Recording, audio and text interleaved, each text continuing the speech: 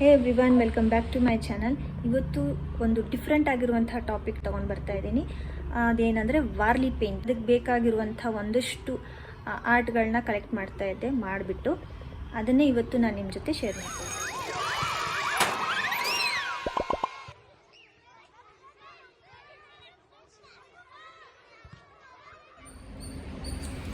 ಇದು ಇವತ್ತಿನ ನಮ್ಮ ಮನೆಯ ರಂಗೋಲಿ. ಇಷ್ಟ ಆಯಿತಾ?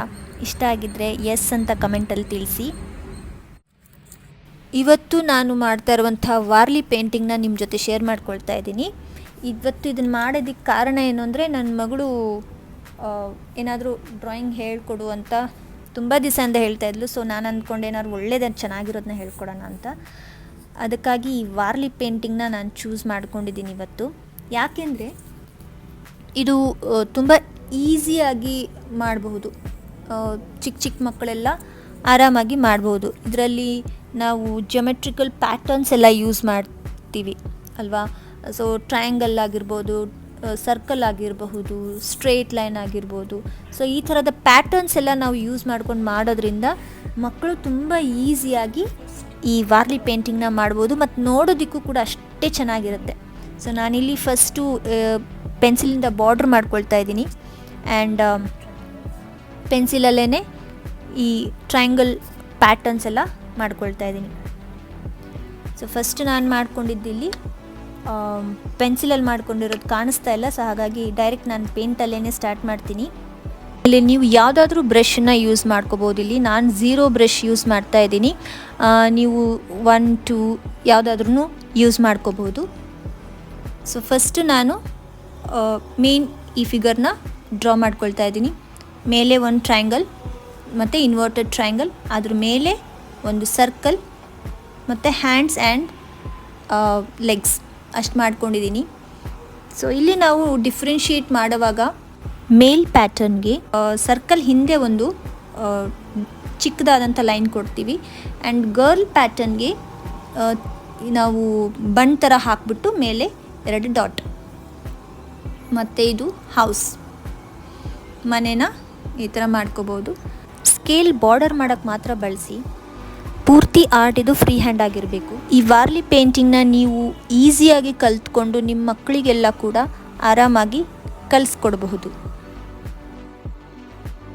ಈ ಆ್ಯನ್ಷಿಯಂಟ್ ಟ್ರೈಬಲ್ ಆರ್ಟ್ ಇದು ಒಂಥರ it speaks about the language of simplicity ಮತ್ತು ಸ್ಟೋರಿ ಟೆಲ್ಲಿಂಗ್. ಆದರೆ ಇದರಲ್ಲೇ ಸ್ಟೋರಿ ಇರುತ್ತೆ, ಕಲ್ಚರನ್ನು ಹೇಳ್ಕೊಡುತ್ತೆ, ಕಲ್ಚರ್ ಹೇಗಿತ್ತು ಅಂತೆಲ್ಲ ಹೇಳ್ಕೊಡುತ್ತೆ.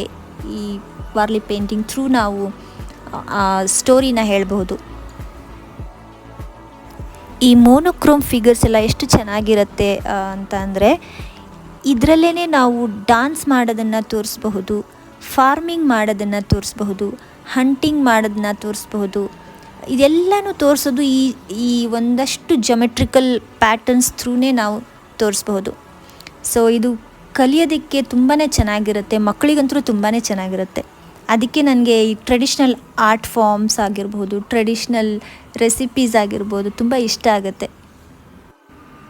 ಈ ಸಿಂಪಲ್ ಲೈನ್ಸ್ ಪ್ಯಾಟರ್ನ್ಸ್ಗಳ ಹಿಂದೆ ಏನೆಲ್ಲ ಇದೆ ಅಂತ ನೋಡೋಣ, ಎಕ್ಸ್ಪ್ಲೋರ್ ಮಾಡೋಣ ಇವತ್ತು.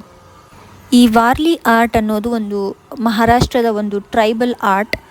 ಇದು Sahyadri hills of the Palghar district ಅಂತ ಇದೆ, ಅಲ್ಲಿಯ ಒಂದು ಟ್ರೈಬಲ್ ಆರ್ಟ್ ಇದು.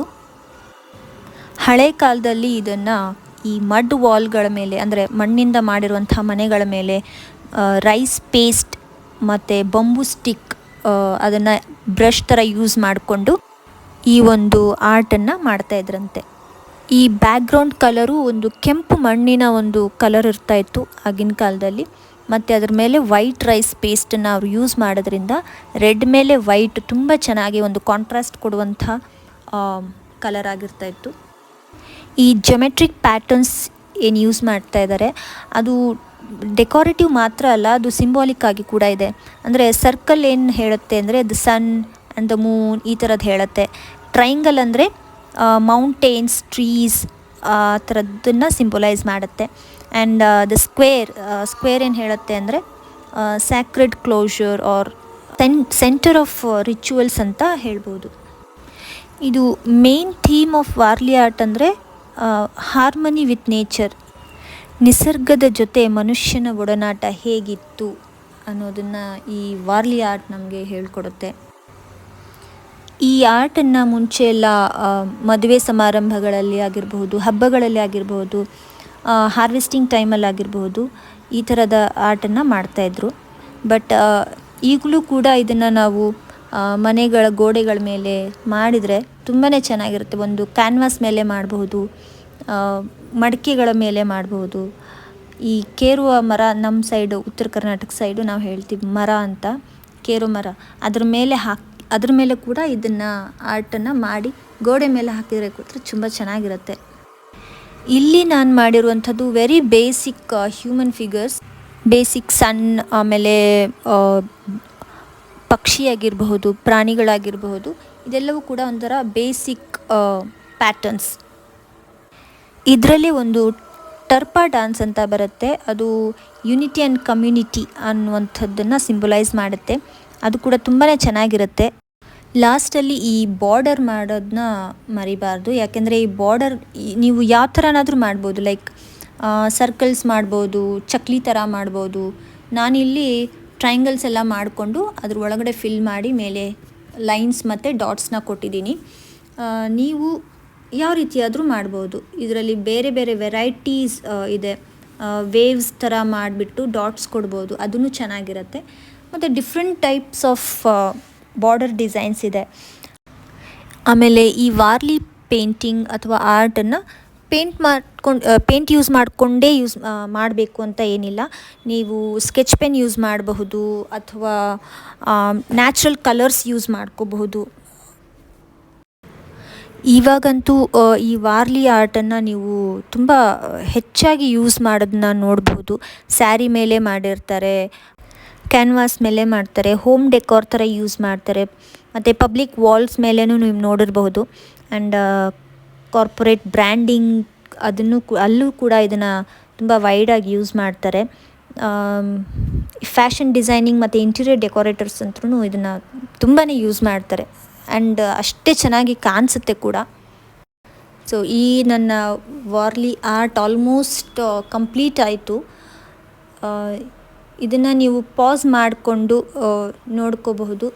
ಆ್ಯಂಡ್ ಇದನ್ನು ಕಲಿತು ನೀವು ನಿಮ್ಮ ಮಕ್ಕಳಿಗೂ ಕೂಡ ಹೇಳ್ಕೊಡಿ, ತುಂಬ ಚೆನ್ನಾಗಿರುತ್ತೆ. ನೀವು ಮಕ್ಕಳ ಜೊತೆ ಟೈಮ್ ಸ್ಪೆಂಡ್ ಮಾಡಿದಾಗೂ ಆಗುತ್ತೆ. ಆ್ಯಂಡ್ ಇದು ಆರ್ಟ್ ಕೂಡ ತುಂಬಾ ಯೂನಿಕ್ಕಾಗಿ ಬ್ಯೂಟಿಫುಲ್ಲಾಗಿ ಕಾಣಿಸುತ್ತೆ. ನಾನಿಲ್ಲಿ ಯೂಸ್ ಮಾಡಿರುವಂಥದ್ದು ಒಂದು ನಾರ್ಮಲ್ ಕ್ರಾಫ್ಟ್ ಪೇಪರ್, ಆಮೇಲೆ ಒಂದು ಬ್ಲ್ಯಾಕ್ ಕಲರ್ ವಾಟರ್ ಪೇಂಟ್ನ ನಾನು ಯೂಸ್ ಮಾಡಿದ್ದೀನಿ.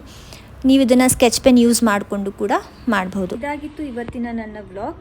ಹೋಪ್ ನಿಮಗೆಲ್ಲ ಈ ವ್ಲಾಗ್ ಇಷ್ಟ ಆಗಿದೆ ಅಂತ ಅಂದ್ಕೊಳ್ತೀನಿ, ಈ ವಿಡಿಯೋ ಇಷ್ಟ ಆಗಿದೆ ಅಂತ ಅಂದ್ಕೊಳ್ತೀನಿ. ಹಾಗೆ ವಾರ್ಲಿ ಪೇಂಟಿಂಗ್ ಕೂಡ ನಿಮಗೆ ಇಷ್ಟ ಆಗಿರಬಹುದು ಅಂತ ಅಂದ್ಕೊಳ್ತೀನಿ.